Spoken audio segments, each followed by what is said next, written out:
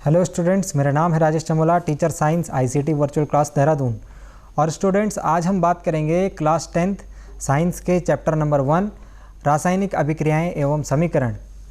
Students, हमने पिछली class में इस चैप्टर को स्टार्ट किया था और हमने ये देखा था कि दैनिक जीवन में हमारे कितनी ही प्रकार की जो क्रियाएँ होती हैं या कितनी ही प्रकार की जो अभिक्रियाएँ होती हैं जो कि रासायनिक अभिक्रियाएँ होती हैं, है ना। जैसे कि हमने कहा था दूध से दही का बनना, या फिर हम जो सांस लेते हैं जो श्वसन की प्रक्रिया होती है, या फिर जो भोजन के पचने की प्रक्रिया होती है, या फिर हम ये कह लें कि अंगूर से किशमिश बनने की प्रक्रिया होती है। इस प्रकार की जितनी भी क्रियाएं हम अपने दैनिक जीवन में देखते हैं, ये सारी की सारी रासायनिक प्रक्रियाएं या रासायनिक अभिक्रियाएं होती हैं। पिछली क्लास में हमने देखा था कि किस प्रकार से एक रासायनिक समीकरण को लिखा जाता है, उस रासायनिक समीकरण को कैसे संतुलित किया जाता है, ये हमने लास्ट क्लास में देखा था। स्टूडेंट्स, एक बात हम आज डिस्कस करेंगे नहीं, वो ये कि मैंने आपको लास्ट क्लास के जाते जाते एंड में एक क्वेश्चन दिया था, एक समीकरण दी थी संतुलित करने के लिए। उसको आज मैं संतुलित करके दिखाऊंगा। यदि आपने किया होगा तो आप चेक कर सकते हैं, यदि आपको नहीं आया होगा तो आप यहाँ से सीख सकते हैं। इसके अलावा हमने एक चीज़ और पढ़नी है, वो ये है कि रासायनिक अभिक्रिया, किसी भी रासायनिक अभिक्रिया में जो पदार्थ प्रयुक्त होते हैं उन्हें हम कहते हैं अभिकारक, एवं जो पदार्थ बनते हैं उन्हें हम कहते हैं उत्पाद। फॉर एग्ज़ाम्पल, यदि हम बात करें कि एक अभिक्रिया हमने परसों देखी थी मैग्नीशियम रिबन को जलाने की, तो मैग्नीशियम रिबन को वायु की उपस्थिति में जलाया गया था तो मैग्नीशियम ऑक्साइड बना था। इस अभिक्रिया को जब हमने बैलेंस करा था तो हमें कुछ इस प्रकार से ये अभिक्रिया मिल पाई थी। 2Mg + O2 gives 2MgO। इनके नीचे यदि नाम लिख दिए जाएं तो ये पदार्थ होगा मैग्नीशियम, ओके, ये होगा ऑक्सीजन,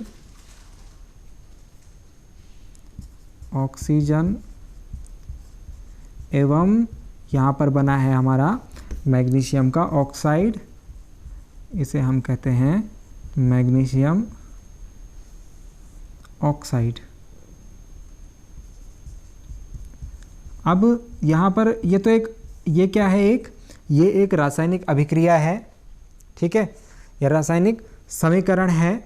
और ये जो दो चीज़ें हैं, ये एरो है ना, ये एरो दिखाता है, एरो का मतलब होता है परिवर्तन, एरो का मतलब होता है परिवर्तन या चेंज, ठीक है।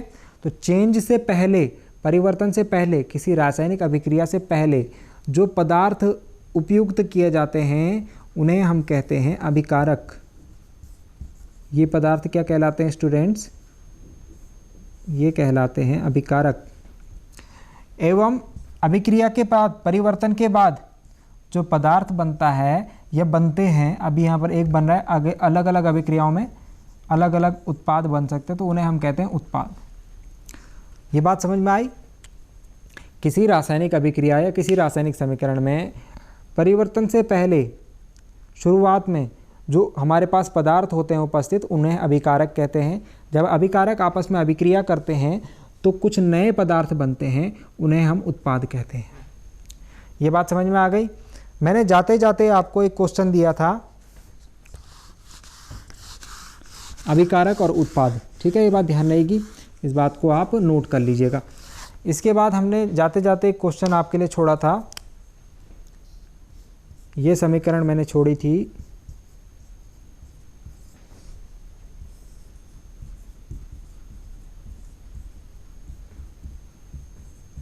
अब इस समीकरण को हमने कहा था बैलेंस करेंगे। पहले तो मैं इसमें लिख लेता हूँ नाम सबके।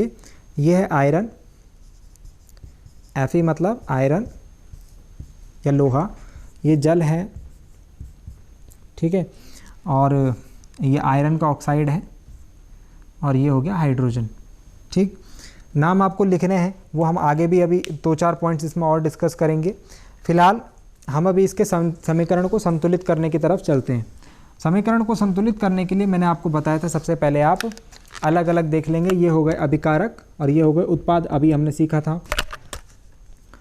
तो पहले तो जो जो तत्व हमारे पास हैं, जो जो एलिमेंट्स हमारे पास, वो है आयरन है, हाइड्रोजन है एवं ऑक्सीजन है। अभिकारक में, अभिकारक मतलब किस तरफ, इस तरफ, उनकी संख्या क्या है, और उत्पाद में इनकी संख्या क्या है। तो फॉर एग्जांपल आयरन को देखो, आयरन अभिकारक में, अभिकारक कहाँ है यहाँ, यहाँ आयरन कितना दिख रहा है 1, उत्पाद में आयरन कितने दिख रहे हैं 3। इधर हाइड्रोजन देखो अभिकारक में कितने दिख रहे हैं 2, इधर कितने दिख रहे हैं 2। इधर ऑक्सीजन देखिए अभिकारक में कितना दिख रहा है 1, जस्ट अकेला है, और इधर उत्पाद में देखिए कितने दिख रहे हैं 4। ये बात समझ में आ गई, पहले हमने ये काम किया था। अब इसमें जो हमें संतुलित करना है वो आयरन या ऑक्सीजन में से एक को करना है, क्योंकि ये देखिए हाइड्रोजन तो आपको दोनों जगह 2-2 दिख रहा है, संतुलित है। तो हम क्या करेंगे, हम सपोज़ क्या करते हैं, यहाँ ये 3 है तो इसको 3 बनाने के लिए हम क्या करेंगे, 3 की गुणा करेंगे तो ये 3 बन जाएगा। हमने 3 की गुणा कहाँ करी, अभिकारक में। तो मैं ये टेबल को मिटा करके दूसरी नहीं बना रहा हूँ, हम क्या करते हैं फिर इस रिएक्शन को दोबारा से लिखते हैं। तो 3 की गुणा कहाँ करी, अभिकारक में। अभिकारक में किसके साथ, आयरन के साथ। तो अभिकारक ये रहे, इनमें आयरन कहाँ है, ये, इसमें मुझे 3 की गुणा कर देनी है। अब यदि मैं दोबारा से काउंट करूँ, इनको दोबारा से काउंट करते हैं तो आयरन अब की बार इधर कितने हो गए 3, इधर कितने 3, हाइड्रोजन सेम रहे, ऑक्सीजन सेम रहे। अब आयरन और हाइड्रोजन बैलेंस हो गए, लेकिन ऑक्सीजन बैलेंस नहीं हुआ है स्टूडेंट्स। तो ऑक्सीजन को बैलेंस करने के लिए मैं सिंपली क्या कर दूंगा, 4 की गुणा कर दूंगा, तो ये 4 बन जाएगा। 4 और 4 दोनों बराबर हो जाएंगे, ठीक है। तो 4 की गुणा कहाँ करनी है, अभिकारक में। अभिकारक में किसके साथ, ऑक्सीजन। तो अभिकारक कहाँ है स्टूडेंट्स, ये दोनों अभिकारक हैं। ऑक्सीजन कहाँ है, ये वाला है। तो मुझे 4 की गुणा यहाँ करनी है। बात समझ में आ गई। अब जब मैं यहाँ 4 की गुणा कर दूंगा तो जो कैलकुलेशन है वो थोड़ा चेंज हो जाएगी। आयरन तो 3 है, ठीक है। हाइड्रोजन देखिए अब कितने हो गए, 4 दूनी 8, और ऑक्सीजन कितना हो गया, 4 एकम 4। अब आयरन और हाइड्रोजन, सॉरी ऑक्सीजन तो बैलेंस हो गए, लेकिन हाइड्रोजन अब की बार क्या हो गया, इसका बैलेंस खराब हो गया है ना। तो अब की बार अब हम हाइड्रोजन को बैलेंस करेंगे, यहाँ 8 है, यहाँ 2 है, तो मैं यहाँ अगर 4 से गुणा करूँगा तो ये 8 बन जाएगा, है कि नहीं है। हमको बराबर बनाने हैं बस, कोई ना कोई संख्या गुणा करके। तो ये 8 8 बन जाएंगे। अब मुझे 4 की गुणा कहाँ करनी पड़ी, उत्पाद में। उत्पाद में किसके साथ, हाइड्रोजन के साथ। तो उत्पाद ये हैं दोनों, मैंने बताया था इधर अभिकारक होते हैं, इधर उत्पाद होते हैं। उत्पाद ये है, हाइड्रोजन ये है, यहाँ मुझे 4 की गुणा कर देनी है। तो यदि मैं ऐसा कर दूंगा तो ये भी 8 हो जाएंगे, हाइड्रोजन भी 8 हो जाएंगे। आयरन तो हमारे बैलेंस हो गए थे, ऑक्सीजन हमारे बैलेंस हो गए थे। इस प्रकार से आज मैंने थोड़ा स्पीड में बताया है, जो इसके पिछली क्लास में हमने डिस्कस करा था वो मैंने स्लोली एक्सप्लेन करा था। तो आप ये बात समझ गए होंगे कि हमको किस प्रकार से बैलेंस करनी है। तो जो ये समीकरण है, अब ये क्या है समीकरण, ये संतुलित रासायनिक समीकरण है एक, ठीक है स्टूडेंट्स। ये कैसी समीकरण है, एक संतुलित रासायनिक समीकरण। अब इसमें हम 2-3 चीज़ें और देखते हैं।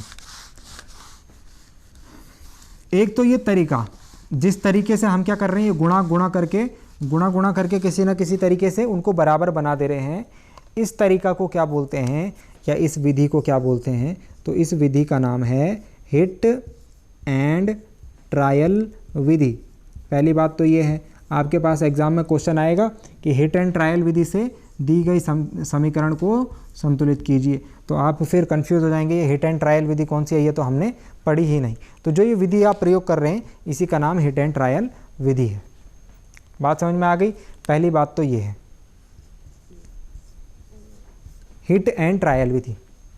दूसरी चीज़ ये है कि जो ये एरो है, इस एरो के ऊपर हम कोई परिवर्तन होता है, भौतिक परिवर्तन, फिजिकल चेंज जब करते हैं उसको डिनोट करते हैं। जैसे सपोज, जैसे एक ये आप नोट में लिखेंगे तो एक ये नोट हो गया। एक नोट ये हो गया कि हम जो भौतिक परिवर्तन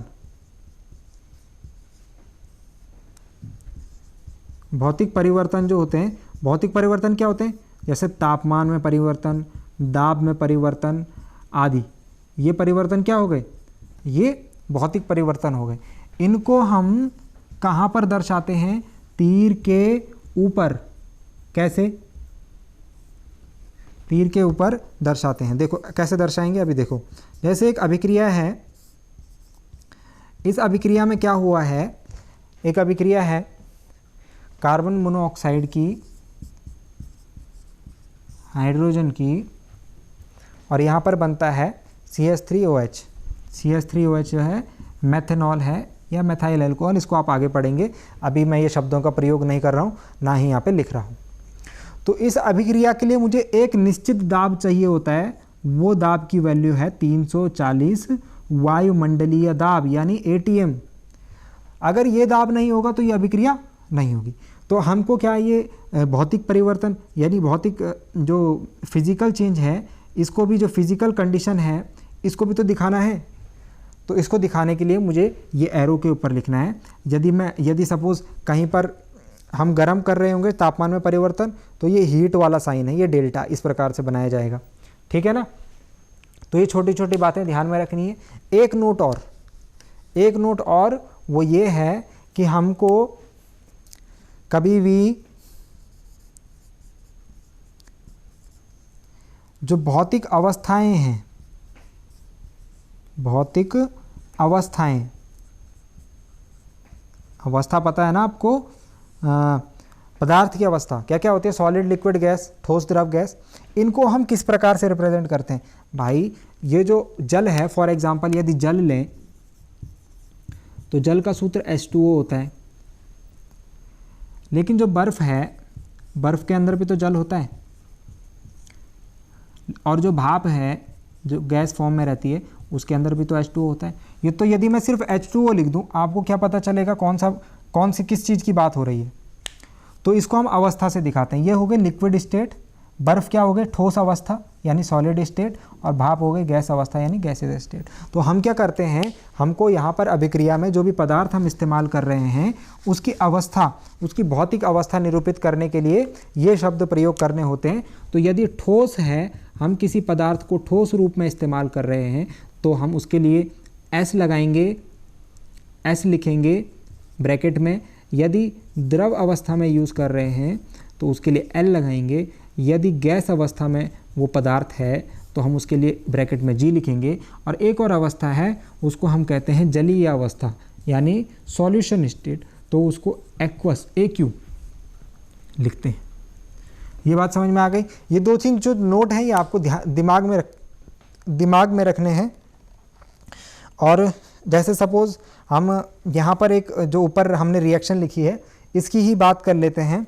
तो यहाँ पर जो आयरन है ये सॉलिड स्टेट में होता है, ये जो H2O है ये गैसेज स्टेट में, समझ गए, मतलब भाप वाली अवस्था में। अब तक आप इसे पानी समझ रहे थे, लेकिन जैसे ही मैंने इसके आगे G लिख दिया, ये क्या बन गया, भाप, स्टीम। ओके, तो इसका मतलब ये है, आपको अवस्थाओं से ये मतलब पता लगेगा। और जो यहाँ पर Fe3O4 बनता है, this is again in gases state, और हाइड्रोजन जो है वो तो गैसीय अवस्था में होती ही है, वो तो गैसीय अवस्था में होती ही है। ठीक है, ये बात आप समझ पाएंगे। सॉरी, जो Fe3O4 होता है ये सॉलिड स्टेट में होता है यानी ठोस अवस्था में होता है, और हाइड्रोजन जो है वो गैसीय अवस्था में पाया जाता है यहाँ इस अभिक्रिया में। तो इतनी बातों को समझ गए होंगे। जो 2-3 नोट हमने लिखे ये आप समझ गए होंगे। यदि आप ये समझ गए होंगे तो इसके बाद हम नेक्स्ट जो अपना टॉपिक है उसको स्टार्ट करते हैं कि अभिक्रियाओं के प्रकार। तो अभिक्रिया कितने प्रकार से हो सकते हैं, कितने प्रकार से अभिकारक मिल सकते हैं, कितने प्रकार से उत्पाद बन सकते हैं, कितने प्रकार से अभिक्रियाएं हो सकती हैं, किसी अभिक्रिया में कैसे कोई परिवर्तन होगा तो हम कहेंगे ये कौन से प्रकार की अभिक्रिया है। काफ़ी प्रकार की अभिक्रिया हो सकती है। हम एक एक करके सबको समझना स्टार्ट करते हैं।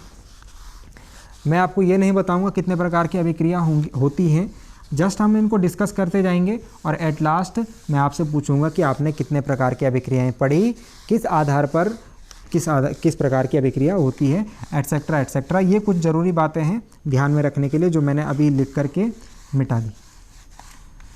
तो फर्स्ट प्रकार की अभिक्रिया हम पढ़ रहे हैं स्टूडेंट्स, अभिक्रियाओं के प्रकार। हेडिंग डाल दीजिए, अभिक्रियाओं के प्रकार।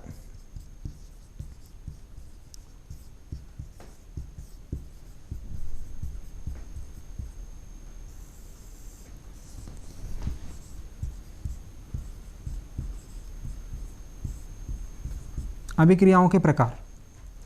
अभिक्रियाओं के प्रकार में नंबर 1 है संयोजन अभिक्रिया। तो आप क्या करेंगे, एक अभिक्रिया को समझेंगे तो उसके बाद आने वाली अभिक्रिया आपको समझने में आसानी हो जाएगी। कैसे, देखिए संयोजन अभिक्रिया, संयोजन मतलब होता है संयोग, संयोग मतलब जुड़ना, इसको हम कहते हैं कॉम्बिनेशन रिएक्शन। कॉम्बिनेशन रिएक्शन क्या होता है कॉम्बिनेशन रिएक्शन में?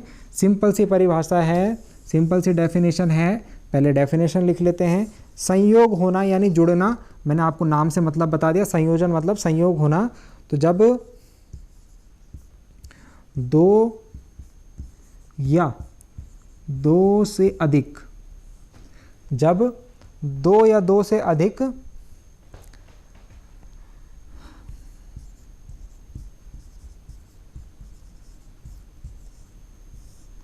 अभिकारक मिलकर, अभिकारक पता है ना किस तरफ होते हैं, अब इसके बारे में कोई डाउट नहीं रहना चाहिए।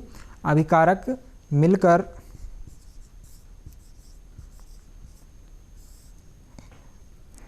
नए उत्पाद का निर्माण करते हैं, नए उत्पाद का निर्माण करते हैं, यानी एकल उत्पाद का, इसको आप ऐसे कह लीजिए एकल उत्पाद, एक उत्पाद बनेगा, मिलकर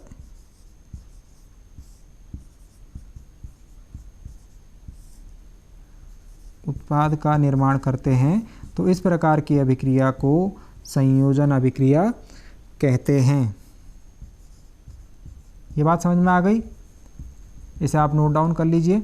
इसका उदाहरण, आपको कोई भी अभिक्रिया पढ़नी है, पहले उसकी परिभाषा, फिर उसका उदाहरण, और फिर उसके अंदर यदि कुछ महत्वपूर्ण बातें हैं तो वो, तो जिस प्रकार से आपको लिखना है ठीक उसी प्रकार से मैं लिखूंगा, अगली बार से आप उसे खुद ब खुद लिखेंगे।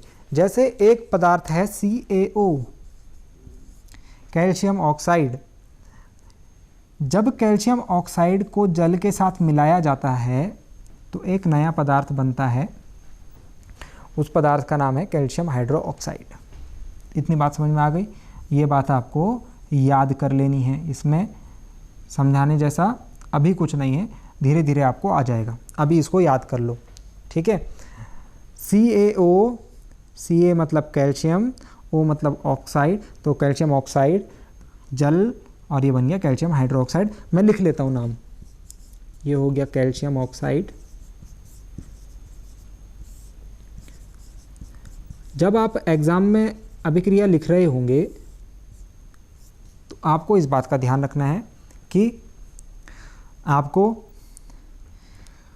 कोई भी पदार्थ है, ये तो अभिकारक है ना, तो उसके नीचे उनका नाम लिखना है, ज़रूर लिखना है, जल, और ये हो गया कैल्शियम हाइड्रोक्साइड। पहली बात तो हमने ये लिख दी। देखिए पैटर्न समझिए, सबसे पहले आपको डेफिनेशन लिखनी है, फिर उदाहरण। उदाहरण में जो अभिक्रिया लिखी होगी वो बैलेंस होनी चाहिए। क्या ये बैलेंस अभिक्रिया, क्या ये संतुलित रासायनिक समीकरण है? चेक करते हैं। कैल्शियम यहाँ कितना है 1, यहाँ कितना है 1, ठीक है। हाइड्रोजन यहाँ कितना है 2, यहाँ कितना है 2 1 जा 2, ठीक है। ऑक्सीजन यहाँ कितना है 1, यहाँ कितना है 2, बैलेंस नहीं है। इसको बैलेंस करेंगे तो जब आप संतुलित रासायनिक समीकरण काफ़ी सारी प्रैक्टिस कर लेंगे, जैसे मैंने पहले बताया था, तो आप इसको जल्दी से संतुलित कर पाएंगे। अब यहाँ ऑक्सीजन तो 2 हो गए, लेकिन हाइड्रोजन 4 हो गए, तो हाइड्रोजन को 4 करने के लिए यहाँ फिर 2 से गुणा कर दी, तो अब यहाँ क्या हो गया, हाइड्रोजन हो गए 2 2 जा 4, एंड ऑक्सीजन हो गया 2 1 जा 2, सॉरी ऑक्सीजन भी हो गया 2 2 जा 4, लेकिन यहाँ कैल्शियम कितना हो गया, कैल्शियम 2 हो गया, यहाँ पर 2 लगाएंगे तो ये 2 कैल्शियम भी 2 हो गए, 2 ऑक्सीजन इधर 2 ऑक्सीजन इधर, 4 हो गए, 2 2 जा 4 ऑक्सीजन एंड हाइड्रोजन। मीन्स कि आप इसको तेज़ी से कर पाएंगे। अभी मैं तेज़ी से इसलिए कर पाया क्योंकि हमने प्रैक्टिस करी है किसकी, रासायनिक समीकरणों को संतुलित करने की। तो जो मैंने आपको कल होमवर्क दिया था उस प्रकार के आप अपनी बुक से यानी प्रीवियस ईयर पेपर से और क्वेश्चन करेंगे तो आप कर पाएंगे। बाकी इनको संतुलित करना तो मैंने आपको सिखा ही रखा है। 2 चीज़ें, सबसे पहले हमने समीकरण लिखी, फिर उनके नीचे उनका नाम लिखा, उसको संतुलित करके लिखा। और एक और चीज़ उसको नहीं भूलना है कि अवस्था, अवस्था क्या है, ये ठोस अवस्था में प्रयुक्त होता है, ये द्रव अवस्था में, और जो CaOH बनता है ये एक विलयन हमें प्राप्त होता है यानी एक्वस स्टेट में। इतनी बात समझ में होगा, इतनी बात समझ में आ गई, ठीक है। तो ये संयोजन अभिक्रिया कंप्लीट हो गई उदाहरण सहित, ठीक है। अब अब आपको यहाँ पर एक बात समझने के लिए ये बताता हूँ कि ये जो अभिक्रिया है ये एक बहुत ही महत्वपूर्ण अभिक्रिया है। CaO जो पदार्थ है इसका नाम हम बाजार में हम बोलते हैं बिना बुझा हुआ चूना। चूना करते हैं ना घरों में, तो ये वो चूना है, बिना बुझा हुआ चूना। अब आप क्या करते हैं, इस चूने को बाज़ार से ख़रीद कर लाते हैं, घर में एक बाल्टी में जल में इसको मिलाते हैं और फिर उसके बाद वो ऐसा सा बन जाता है, एक वो सॉल्यूशन बन जाता है वाइट कलर का। फिर आप उसे अपनी दीवारों पर लगाते हैं, तो इसको बोलते हैं बुझा हुआ चूना।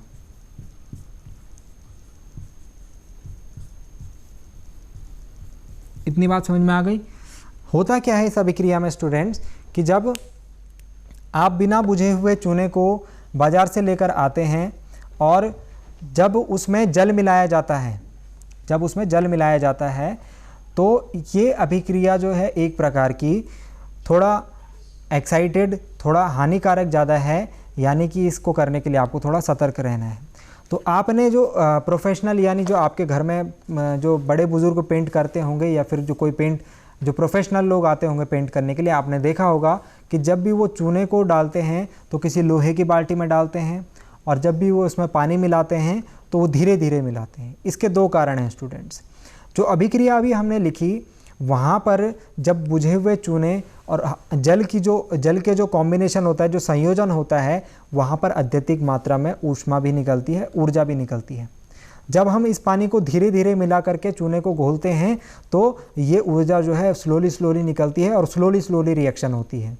जब हम इस पानी को एक साथ मिला देते हैं तो रिएक्शन अभिक्रिया एकदम से हो जाती है और उत्पन्न जो ऊष्मा की मात्रा है वो अत्यधिक होती है, जिस कारण क्या हो सकता है, ये चूने का पानी हमारे शरीर पर या हमारे अंगों पर पड़ करके उन्हें नुकसान पहुंचा सकता है।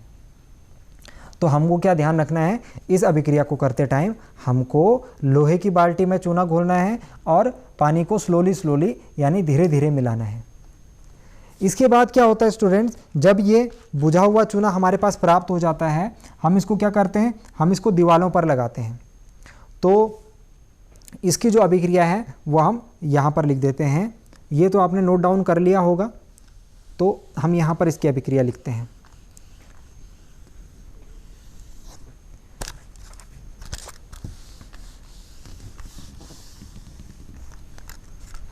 अब हमारे पास क्या मिल गया, कैल्शियम हाइड्रोक्साइड यानी बुझा हुआ चूना बाल्टी में। ठीक है, हमने क्या करा, इसको दीवार पर लगाया। तो दीवार पर लगाकर छोड़ने के बाद आपने देखा होगा जब आप चूने से दीवार को रंगते हैं तो दीवार एकदम से चमकती नहीं है, वो डल रहती है। लेकिन कुछ टाइम बाद, 1-2 दिन बाद देखेंगे आपकी दीवार पर चमक आ जाती है। तो 1-2 दिन में क्या होता है, जो वातावरण में उपस्थित कार्बन डाइऑक्साइड होती है, वातावरण में उपस्थित कार्बन डाइऑक्साइड के साथ ये संयोग करता है और एक नया उत्पाद बनाता है जिसका नाम है कैल्शियम कार्बोनेट। ये कैल्शियम कार्बोनेट चमक पैदा करने के लिए उत्तरदायी होता है। जो हमारी दीवारें चमकती हैं चूना करने के बाद, वो इसके कारण से चमकती है। ये बात समझ में आ गई, कैल्शियम कार्बोनेट। आपको एक बात और ध्यान रखनी है कि जो चूना पत्थर यानी जो संगमरमर जिसे हम बोलते हैं, उसका रासायनिक सूत्र भी यही है। इनके नीचे नाम लिख देंगे, ये हो गया बुझा हुआ चूना। अब आप इसके नीचे जब भी आपको कैल्शियम हाइड्रोक्साइड दिखेगा, आप उसके नीचे बुझा हुआ चूना लिखेंगे। कैल्शियम हाइड्रोक्साइड इसका जो केमिकल नेम है वो है, लेकिन आपको इसको इस नाम से जानना है, एग्जाम में डायरेक्ट क्वेश्चन आ जाता है। और ये हो गया कार्बन डाइऑक्साइड। इतनी बात समझ में आ गई होगी स्टूडेंट्स अब तक। इसको मैं दोबारा से सम अप कर लेता हूँ स्टूडेंट्स। हमने अभी एक संयोजन अभिक्रिया, पहली प्रकार की अभिक्रिया देखी, उसमें हमने एक रिएक्शन देखी कैल्शियम ऑक्साइड की अभिक्रिया, जल के साथ कैल्शियम हाइड्रोक्साइड बना, यानी बिना बुझा हुआ चूना जब जल के साथ मिलाया तो बुझा हुआ चूना बना। और इस अभिक्रिया में ऊष्मा या ऊर्जा भी निकली, एनर्जी भी निकली। तो हमने क्या ध्यान दिया, एक तो जो जिस पात्र में इस अभिक्रिया को करते हैं वो लोहे का पात्र होता है, और जब जल को मिलाया जाता है वो अत्यंत सावधानीपूर्वक यानी स्लोली मिलाया जाता है। उसके बाद हमने देखा कि जब हम दीवारों पर सफ़ेदी करते हैं तो तुरंत एकदम से हमारी दीवारें सफ़ेद चमक तो उनमें नहीं आ जाती है। क्या होता है, 2-3 दिन बाद वो चमकने लगती हैं। तो जो बुझा हुआ चूना है, ये वातावरण में उपस्थित कार्बन डाइऑक्साइड के साथ अभिक्रिया करके हमारी दीवारों में चमक लाता है, यानी उनमें चमक पैदा करता है। तो अभी ये अभिक्रिया कंप्लीट है क्या? नहीं, ये कंप्लीट नहीं है। इसमें आप सबसे पहले इनको बैलेंस करेंगे। तो कार्बन कैल्शियम कैल्शियम बैलेंस है, कार्बन यहाँ एक है, यहाँ एक है, ऑक्सीजन कितने हो गए 2 और 2 4, यहाँ है 3, ठीक है। और इस प्रकार से हाइड्रोजन यहाँ पर 2 है। तो ये अभिक्रिया आप बैलेंस करके लिख सकते हैं क्योंकि ये 2 स्टेप रिएक्शन है, 1 स्टेप 2 स्टेप, ठीक है। फिर फिलहाल आप इसमें इसके जो अवस्थाएं हैं इनको लिख लीजिए। ये एक्वस स्टेट में हमने कैल्शियम हाइड्रोक्साइड लगाया था, तो ये एक्वस स्टेट में रहेगा, ठीक है, जलीय। और जो कार्बन डाइऑक्साइड है तो गैस है, वातावरण में उपस्थित गैस। और कैल्शियम कार्बोनेट क्या हो गया? सॉलिड, ठोस बन जाएगा। जब चूना ठोस बन जाता है तो वो चमकने लगता है। तो स्टूडेंट्स आपको समझ में आया होगा। इसके बाद हम इसमें एक दो चीज़ें और देखेंगे। आपने यहाँ पर आज जो चीज़ें पढ़ी उसमें से मैं आपको एग्ज़ाम में आने वाली, बोर्ड एग्ज़ाम में आने वाली 2-3 इंपॉर्टेंट बातें बताता हूँ। आप डेली जो भी चीज़ें पढ़ेंगे वो उसमें से कुछ ना कुछ बोर्ड एग्ज़ाम के रिलेटेड जो रेलिवेंट कुछ ना कुछ होगा ही होगा। जैसे एक क्वेश्चन सीधे सीधे आ जाता है, संगमरमर का रासायनिक सूत्र लिखिए। क्वेश्चन ये आ जाता है, बिना बुझे हुए चूने का रासायनिक सूत्र लिखिए। बुझे हुए चूने का रासायनिक सूत्र लिखिए। क्या होता है जब कैल्शियम ऑक्साइड में जल को मिलाया जाता है या कैल्शियम ऑक्साइड की जल के साथ अभिक्रिया कराई जाती है? क्या होता है जब बिना बुझे हुए चूने की जल के साथ अभिक्रिया कराई जाती है? संयोजन अभिक्रिया की परिभाषा उदाहरण सहित लिखिए। इतने सारे क्वेश्चंस यहाँ से आज जो आपने पढ़ा वो बन सकते हैं। इसके अलावा रासायनिक समीकरण संतुलित करने के लिए आपके एग्जाम में आती ही है। तो उम्मीद करता हूँ कि आपको आज का लेक्चर, आज का जो टॉपिक है, हमने जो चीज़ पढ़ी वो समझ में आया होगा। आप इसे अच्छी तरीके से और दोबारा पढ़ सकते हैं, रिवाइज जितनी बार आप करना चाहें कर सकते हैं। डीडी उत्तराखंड के यूट्यूब चैनल पर जा करके आपको सभी चैप्टर्स जितने यहाँ पर पढ़ाए जाते हैं वो उपलब्ध हैं। आप उनको जब चाहे तब रिवाइज कर सकते हैं। अगली क्लास में हम मिलेंगे एक नए टॉपिक के साथ। इसी टॉपिक को कंटिन्यू करेंगे और देखेंगे कुछ महत्वपूर्ण बातें। तब तक के लिए थैंक यू वेरी मच।